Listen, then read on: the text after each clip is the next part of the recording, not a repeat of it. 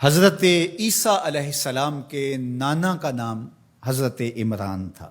حضرت عمران کے ہاں اولاد نہیں تھی۔ ان کی زوجہ حضرت حنہ سلام اللہ علیہا، پیغمبروں کا خاندان ہے، پیغمبروں کی صحبت ہے، تو وہ بھی صبر شکر کر کے اللہ کی رضا پہ راضی تھی۔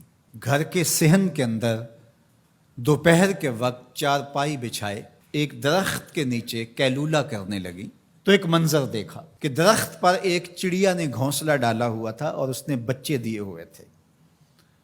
وہ کہیں سے اڑ کے جا کے دانہ اٹھا کے لاتی اور بچہ چونچ کھولتا اور ماں اس کی چونچ میں دانہ ڈال دی۔ چڑیا کے بچے کے ساتھ چڑیا کی محبت کو دیکھا تو حضرت حنہ کا دل چوٹ کھا گیا اور بارگاہ عزدی میں عرض کی، مالک تو نے جانوروں کو بھی بچے دیے ہیں اور وہ ان سے پیار کر رہے ہیں، تیرے دربار میں کیا کمی ہے اگر تو مجھے اولاد عطا کر دے۔ دل چوٹ کھا گیا، دل کی اتھاہ گہرائیوں سے دعا نکلی، عرش تک جا پہنچی۔ اللہ نے حضرت حنہ کو کرم نوازیوں سے مولا مال کر دیا۔ حضرت حنہ نے کہا، اے اللہ جو میرے بطن میں ہے میں تیرے گھر کے لیے اس کو وقف کرتی ہوں۔ جب ولادت کے لمحے آئے تو حضرت حنہ زوجہ عمران نے بیٹی کو جنم دیا تو پریشان ہو گئیں کہ مالک یہ تو بیٹی ہے، میں نے تو اس کو مسجد اقصیٰ کے لیے وقف کیا ہے اور وہاں سارے مرد ہیں، ایک لڑکی جب جوان ہوگی تو اس کو وہاں کیسے چھوڑ سکوں گی، منت میری کیسے پوری ہوگی۔ بہت پریشان ہوئی منت کی تکمیل کا سوچ کے کہ مالک یہ تو بیٹی ہے۔ آواز آئی، پریشان ہونے کی ضرورت نہیں حنہ، جو تو نے بیٹی جنم دی ہے ایسے تو بیٹے بھی نہیں ہوتے۔ اس بیٹی کا نام کیا رکھا گیا؟ مریم سلام اللہ علیہا۔ بیٹی جوان ہو گئی تو منت یاد آئی کہ اب اس کو بیت المقدس میں ہم نے وقف کرنا ہے۔ پریشانی ہوئی کہ اب 300 حجرے ہیں جن میں مرد ہی مرد ہیں، ایک تنہا عورت کیسے وہاں رہے گی؟ تو یہ سوچا کہ کوئی بوڑھا بزرگ ہو جس کی کفالت میں ان کو دیا جائے تو وہ ان کی دیکھ بھال کرے، ضروریات کو پورا کرے۔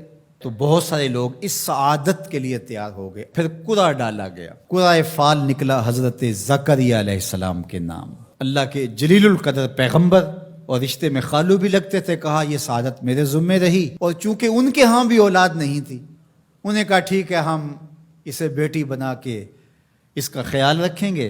حضرت زکریا علیہ السلام نے ایک حجرہ مختص کیا حضرت مریم کے لیے اور ان کی ضروریات کو پورا کرتے، کھانا دیتے۔ جب کہیں جانا ہوتا تو حجرے کو باہر سے تالا لگا کے چلے جاتے، افطار کے وقت یا رات کو گئے ہیں تو سحری کے وقت پھر آ جاتے۔ ایک دن حضرت زکریا علیہ السلام تالا لگا کے کہیں گئے کام، واپس آتے ہوئے دیر ہو گئی اور افطار کے لمحے گزر گئے، بہت پریشان ہوئے تو خیر سامان لے کے تیزی سے پہنچے اور آ کے دروازہ کھولا، وجد عندہا رزقا، تو دیکھا بے موسم پھل پڑے ہوئے ہیں۔ حیرت تو یہ تھی کہ پھل ہیں، دروازہ مقفل ہے، باہر سے کوئی اندر نہیں جا سکتا، اندر سے کوئی باہر نہیں آ سکتا، پھل کیسے آئے؟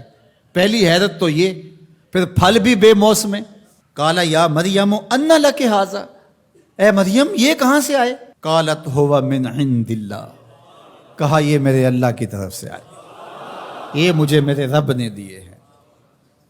ان اللہ یرزق من یشاء بغیر حساب، وہ جس کو چاہتا ہے بغیر حساب کے عطا کرتا ہے، اس کے لیے کوئی مشکل نہیں ہے۔ جو ماں کے پیٹ میں بچے کو رزق دیتا ہے، انڈے میں چوزے کو رزق دیتا ہے، وہ حجرہ مریم میں مریم کو رزق نہیں دے سکتا؟ اب حضرت زکریا علیہ السلام کا ذکر آپ نے سنا کہ ان کے ہاں اولاد نہیں تھی اور عمر کتنی ہو گئی تھی؟ 120 سال، اور آپ کی زوجہ کی عمر 100 سال ہوگی، تو اب تو امید بھی ختم ہو گئی اولاد کی۔